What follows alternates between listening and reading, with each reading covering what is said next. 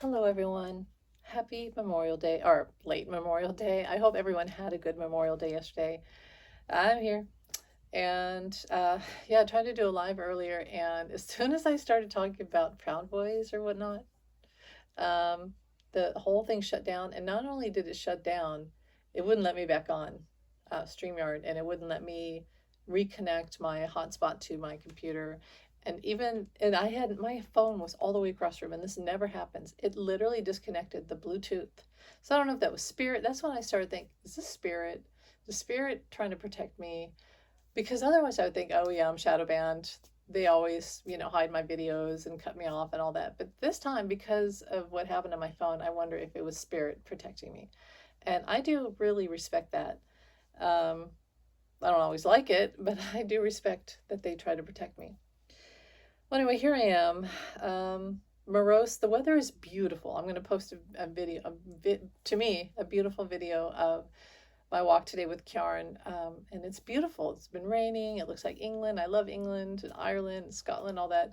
But I'm barely getting through this because I've been very candid about that I have depression and OCD and body dysmorphic disorder. And this week, because of finances, I don't have my medication that would help me. So I'm just really suffering, but dealing with it. And real quick, body dysmorphic disorder is tied to depression and OCD. I have had therapy. I've actually been on, like I was on Celexa, and it did help. However, I do try to go the more natural route, like CBD oil and things, and which really helps me. But let's face it, nobody has money. Nobody has money right now, and we're all suffering. We're all in this together. Anyway, body dysmorphic disorder is where you look in a mirror and you see obsessively because you have OCD and it's all that. And you only see the bad things like you're in a circus mirror and everything bad. But on a normal time, when things are good, I see myself as a whole picture. And I'm still not great, but I'm better. When my body dysmorphic disorder is flaring like it is now, I am in complete hell. And the weather doesn't help. Um, but it's me only seeing bad things and thinking I'm like Quasimodo.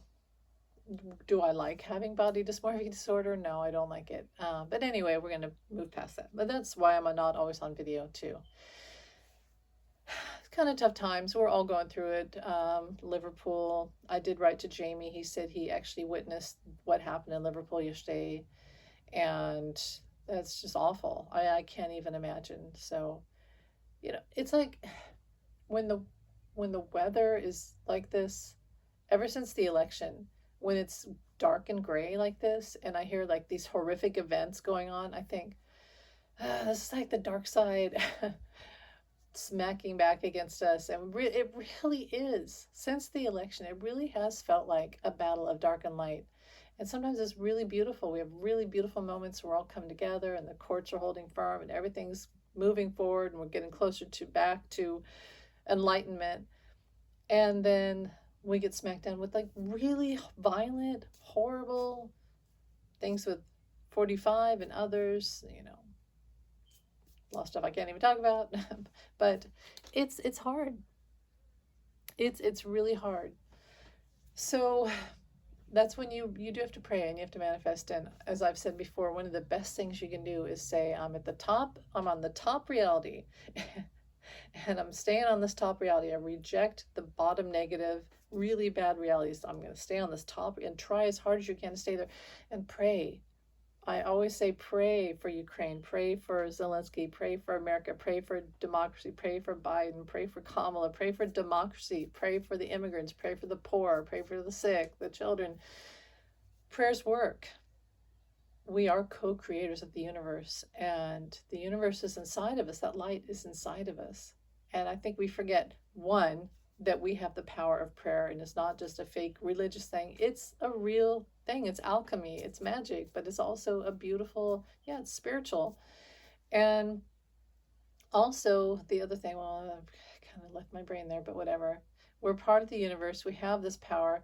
Oh, and we have angels, and the angels really are standing in guard waiting for us to ask for help. And this is something I learned years ago.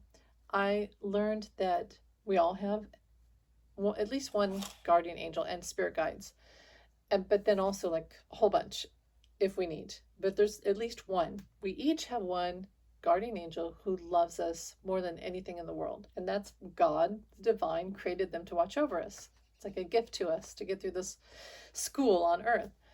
And what we think is, well, I don't want to call on them. I don't want to ask them for help. No, they want us to ask them for help. They're here to help us. It's like the most beautiful gift of assistance ever. And we think that we're not good enough to ask for help. We think it's too petty. Maybe that's not good enough to ask. No, they want us to ask for help.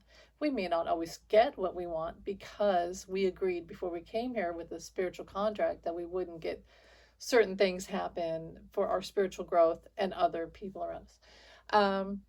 But they do want us to ask, and they are ready to help. They are. And I've seen miracles. I've said this before, but I've seen miracles. So remember, when times are dark like this, when we have these horrible things going on, things with Gaza, things with Ukraine, and just all over here in America, everywhere, remember to pray. Action is a prayer too. Action is a prayer, like a verb, like a prayer in motion. But prayer is something too. And look at the Tibetan monks. They're up there on Timbuktu meditating, which is a form of prayer, I believe, in alchemy and manifestation. And all they're doing is staying in that enlightened state, connected to the universe, like a signal from their crown chakra. And that's what the lotus is. And they're always connected, always staying in tune, always working with a really pure form, the universe and the angels and God and the divine. We need that. Prayer, meditation, manifestation, those are all forms of working with the universe and that really fine, high, energetic beam of enlightenment. Kind of complicated, but I feel like I just channeled all of that. Let me take a sip of water. Orbs. Let me talk about orbs real quick. I'll talk about John real quick. So so last week I got that video, and I get a lot of orbs from John. Not every day, but when I get them, I'm really relieved to see them. I never need a light. I know some people can use like not a black light, infrared light. I can use the light on my phone and pick up orbs, and that picks up EVPs too. I don't know why, but it works. With John, I don't need that. I'll just say, "Are you here?" and he'll produce an orb.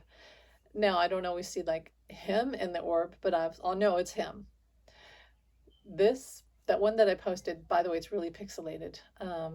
The one on my phone, the original video is not pixelated like that. It's much clearer. I don't know what YouTube does, but they do something. Well, anyway, that one that I videotaped, I had said, "John, are you here?" And he sent it out, got the video, and then I zoomed in on him, just whatever, intuitively, zoom in, look. And I did, and I took those screenshots. I'm like, there he is. It's him. And that's evidence. That's spiritual evidence. We're always looking for evidence, right? For me, it's really special because of my connection to John, which is past lives, and maybe I was his mother.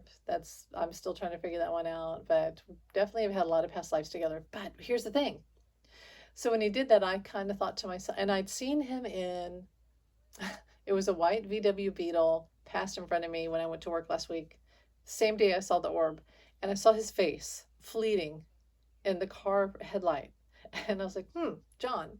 That was weird. I saw John. It's more like in my mind's eye, but I saw him. And I just saw 909 when I said that. And then I saw him again. I walked into work and I saw his image again, fleeting, spiritual, but I saw it. And then this couple walked by me as the restaurant filled up, and he walked down and he had these perfect round John Lennon glasses. And I thought, wow, those are cool. And then his wife was behind him and she had him too. I was like, okay, John's with me. John's trying to get my attention. And then I thought, but why? Why today? Well, the next day I wake up and somebody who I greatly respect had made a video about, and she did a channeling of John and then talked about orbs too. And I was like, wow, about how she's like an orb whisperer and she's really cool. and how spirit, it wasn't that he did to her, but that how spirit shows orbs, and how when you ask, a spirit will throw, like she saw them throw the orb out. And I was like, oh, that's how they do it. I kind of figured that, but I wasn't sure. But then he was in that orb that he showed. So anyway, but when I listened to her video, and I've listened to different people channeling John, and I've always, some are good, some are not so much. But we all have our own, they all pick up a different aspect of him, right? Well, she picked up almost everything that I've gotten with him. And she got this whole thing about how when he died, his mother, he said mother, and then Brian Epstein. Now, I wrote an entire book where I channeled John, and the whole meaning of the book was that his mother and Brian Epstein taught him how to love. They taught him unconditional love. That was the whole meaning of the book. So that was really interesting to me. And I personally love Brian Epstein and get choked up when I talk about him. But then she said that, okay, what was his past lives? Somebody asked what were John's past lives. And she said, well, wasn't always a musician. Sometimes he was a painter and a writer. But she kept emphasizing painter. Well, I had gotten from John, because he told me that he had been the painter John Constable in England. And John Constable had painted these beautiful big canvases of the sky and clouds and all these ruddy sort of color and bridges and um, like pastoral scenes with the sky. And people had referred to him as a revolutionary artist. And if you look, the number 9 is associated with John Constable. If you look at their pictures, John Constable and John Lennon look very similar, and their lives had kind of a similar theme of spirituality and revolutionary artistry. I was like, oh, she picked that up too. So I think the reason why John showed me the orb and showed up in imagery the day before I heard that reading was just to say, one, someone's going to read on me and I want you to know. And it's okay. And because sometimes I can get upset if they misrepresent him. But just the whole thing about his mother, it just confirmed for me. It was like confirmed for me so many things. I really love that. But yeah, he definitely was there the day before with that orb to say, it's all good, and it's going to be okay. And whatever. I loved it. I thought it was really beautiful. This is going to be long. It's going to take forever to upload. So by the time it uploads, it'll probably be tomorrow, which is so frustrating. Okay, painting. So I painted a picture of him a couple weeks ago, right? And it's going okay. I'm feeling it. But, and I always say, guide my hand to like John or whoever I'm painting, guide my hand. You guys take control. I can paint, but I can also create a mess. And I let them come through. I let them, if their spirit wants to come through, I'll paint their spirit. I would call myself a spiritual painter. So it was good. I liked it. It was good. And then I went outside and I sat outside and I listened to my favorite song, thought of John, and because I'm always thinking of him. That's just my whole life has been like that. Anyway, so, and then I thought, what if, because there's this tree in my backyard, and I always think, it's like Strawberry Fields, one of my favorite songs and videos. And, and I thought, what if John is like Strawberry Fields and John's back there by the tree? And, and then I intuitively got from him, well, turn on your camera and I'll walk toward the camera from the tree. And I was like, nah. And then I got again, no, turn on your camera and record. So I did. And this huge, just like I saw it in my mind, this huge orb thing, like, came from the tree toward me. And I'll post that video here later. It came toward me. And then you hear this big click, and I'm in the backyard. I'm not in a house with a TV and doors and walls and things that would shift and make clicks. It was outside, and nothing else was out there with me. And Kieran was sitting with me, so he wasn't running around. It was John. And I tell you, I have never seen or gotten an experience like that strong before, where he said in particular, this is how it's going to be, and turn on your camera and I'll do exactly what I'm telling you in your mind, in your intuition. So that was amazing. Anyway, so I did that and I got the video and all that. And then I came back inside and I looked at the painting and it was just like, whoosh, whoosh, whoosh. I could see his eyes in the painting. Like his eyes were already there. And I just sort of like moved the brush around, and all of a sudden, like his face was there. It was like uncanny. Okay, so then I was, and that's all. That's often how it works. Okay, that was an amazing experience that night, by the way. So then I painted it in one night. So then last night I'm painting Linda McCartney, and I had the picture set up. I was like, this is the picture I want to do. I want to do this black and white candid photo of Linda McCartney. I really love her. I really love Linda. And of course, I'm a big Beatles fan, obviously. But I really love her. And I was like, I want this black and white photo for her. It is her essence, that wild, beautiful, natural essence of Linda McCartney. So I start painting, I prime the canvas and I'm painting, and then all of a sudden it's just like she's just there staring at me. And I literally gasped. I looked at the painting and gasped because I literally saw Linda staring at me and I didn't know how I did it. Now, my thing is every time I'm like, well, I'll never be able to do that again. That's never going to happen again. I'll never be able to paint something like that again. But just like when I write, it does happen again. And I think it's a muscle memory. And whatever. I do feel like I do have a talent with not painting in particular, but capturing spirit and just knowing how to allow them. I would say I'm a better channeler when it comes to art, music, writing, and painting than I am actually sitting here doing this. I have clear cognizance, clear knowing, but I feel like as an artist, musician, writer, I'm a much better channeler in those ways. So I'm a creative channeler. But yeah, so tonight I'm not even going to say what I'm going to do because I don't want to ruin it, but I'm going to do another painting, and I really want to do like a whole black and white series like that, like I did with Linda.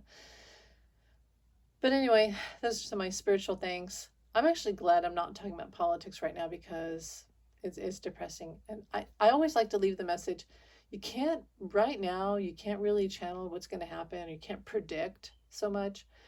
Some people, yes, I would say yes, but the energies keep fluctuating, and we are really in this battle of light and dark. It's almost like when you say, oh, sure, this is going to happen, then the bad guys step forward and screw it all up. So I always say, instead of predicting, pray.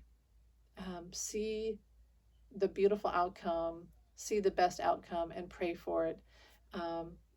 Don't fall into the pit of despair, and create it and pray for it, manifest it. That's much better. Yes, predictions are great. I'm not dogging anyone who makes predictions. I listen to them. I listen to everybody's predictions, and I'm like enthralled. And but my thing is, I'm good at knowing what's happening and why someone's doing something than I am at predicting.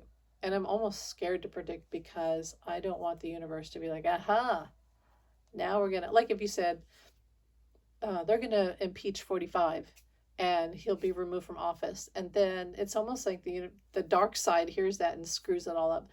So it's better to say, I really hope he's held accountable per the universe, but I pray that everyone that he's hurting, I pray that all his victims, us, democracy, Ukraine, Gaza, everything, children, education, food, homeless, veterans, I pray that we're all safe. I pray, oh, the birds. I pray that we're all safe. I pray that we are all safe. I pray the courts hold. I pray the Constitution holds. That's a much better thing to do, in my opinion. And it's what's really needed right now because, again, we're almost in this dark and light hurricane. And yeah, we are in a battle. We have to keep putting out our beams of light. We're going to get through this. Spirit's always said, have hope. We're going to get through this and find your beautiful moments of peace. And that's really all you can do. Stand up for each other, speak the truth with honor and dignity, and the bad guys, well, look at what happened in the Wizard of Oz. So like the Wicked Witch of the West, right? had everyone under the spell and was sending out her flying monkeys to do all these horrible things. Um, and just when you think it was the worst of the worst, guess what happened? Dorothy and everyone found out that they had their power. See, co-creators, they had their power, and that they had the power to change everything, and the power was in their hands the entire time. The power was in their hands the entire time. I think that's really important for us to remember. We are not powerless. I know the flying monkeys and the wicked witch want us to think that they're going to win. And you go, well, why would they want that? And by the way, after they got rid of all the good, kind, innocent people who are empathetic, and empathy is part of animals. Animals have empathy. It's a survival instinct as well. But why would they want to get rid of us? Because then they don't have anyone to torment. Well, they would turn on each other. Eventually, they're going to turn on each other and destroy each other.